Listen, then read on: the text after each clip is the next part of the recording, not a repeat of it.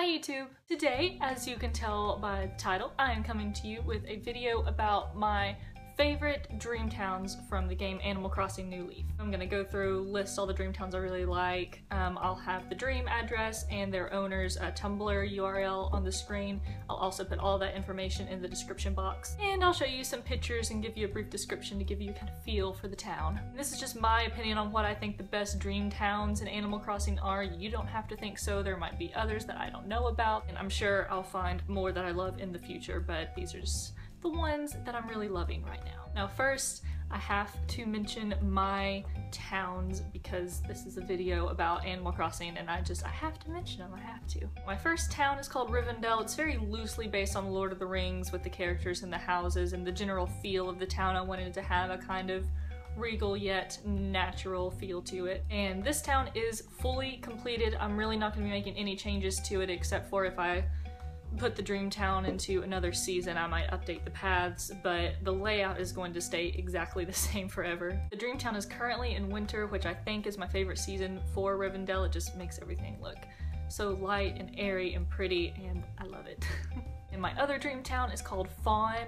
It is still a work in progress, but it is in the dream suite right now. This town is a fairy town, so all my human characters I've kind of made into fairies, and all of the villagers are deer, except for one, Julian, who is a unicorn, but I think that kind of fits the feel of the town. So it's very light fairy tale, very natural foresty feel. It's set in the Cherry Blossom Festival, so it's spring with the pink cherry blossom trees with the petals floating around. But enough about me, I'm gonna talk about my favorite other dream towns. And these are listed in no particular order. The first one I'm mentioning is Lilane. I think that's how you pronounce it. It was created by the Tumblr user Nookling. I think this was actually the first dream town I ever visited, and it's definitely the first one that really inspired me to work on developing my own town. It has really great paths that are actually made by the creator. And it has a kind of regal feel. Everything's very well put together and very well laid out. All the different areas are just so well designed.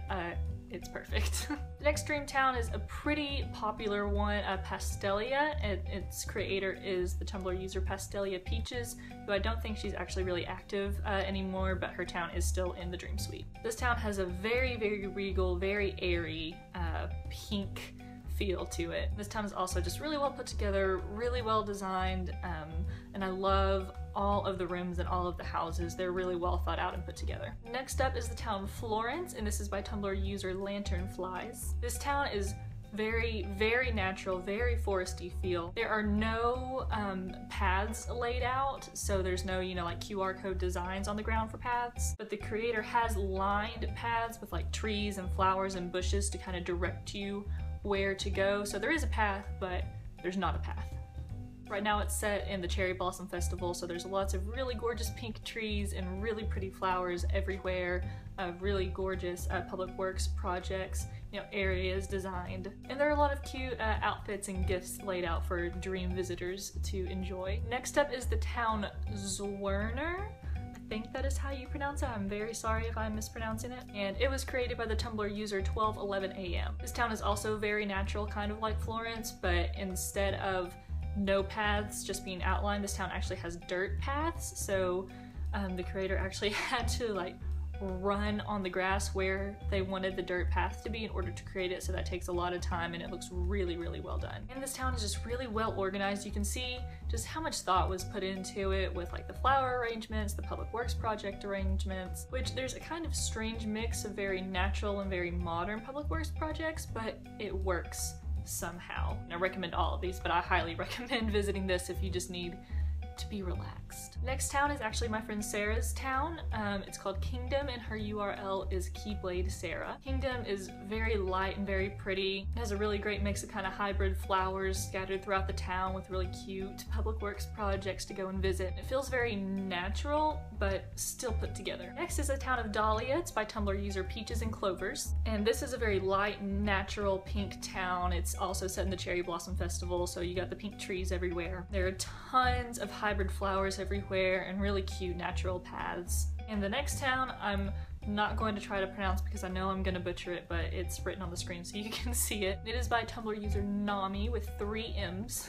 This town is also very natural but also really well put together. This town actually has really pretty brick paths, but it's still laid out to where it feels still very foresty and natural. There are lots of really detailed areas where you can tell a lot of work and love was put in. And as all the good dream towns do, there are really cute gifts that you can play with as you explore each new part of the town. And the last kind of normal, cute town that I'm mentioning is New York, and it's by Tumblr user Kuma Crossing. This is definitely one of the more natural towns. It feels very overgrown, but you can still tell it was structured in a very nice, cohesive way still. If ever I was to describe a town as kawaii, New York would be it. She has a great use of like bamboo and flowers and stumps and little random items on the ground, but it all looks so nice. And these last two towns I'm gonna mention are very different. They are actually horror towns. Some people don't like them because they get a little freaked out, which is totally understandable, but both of the ones that I'm mentioning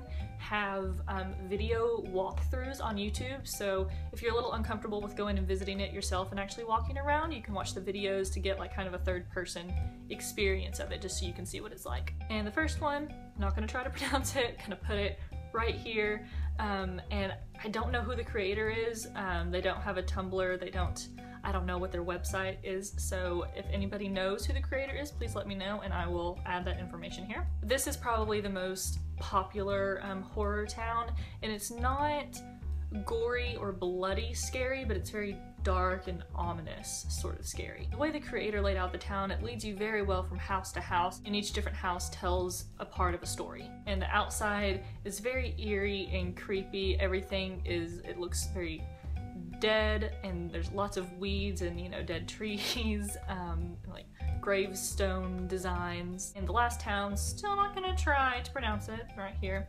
But the word actually means cannibalism, is what I have heard. This is nicknamed the Cannibal Town. This town is a bit more obviously scary than the first town that I mentioned. It definitely has more gore and blood. And the exterior is decent. It's not as well thought out as the houses are, because the houses are incredible. They're so well planned out and so creepy, and some of them like connect to each other with their designs and the items being used, so it's really fun. I think it's fun. I don't want to show any pictures, but you can't fully understand the atmosphere of the town until you visit. And I can't even explain it. Like, you just gotta go visit, or at least watch a video walkthrough of it if you're comfortable with that. Well, that is it for my favorite Animal Crossing dream towns. And I actually run an Animal Crossing blog. It's called Misha Crossing. I will link to that in the description also. I do post things from like Pokemon and Fantasy Life and other video games that I like, but it is predominantly Animal Crossing. I hope you all enjoyed this. Leave me any video suggestions that you have in the comments. I'll be back next week with a new video. Not exactly sure what it's going to be yet, but I've got it narrowed down to a couple of topics. In the meantime, you all have a wonderful day, be kind to one another, and don't forget to be awesome. Bye!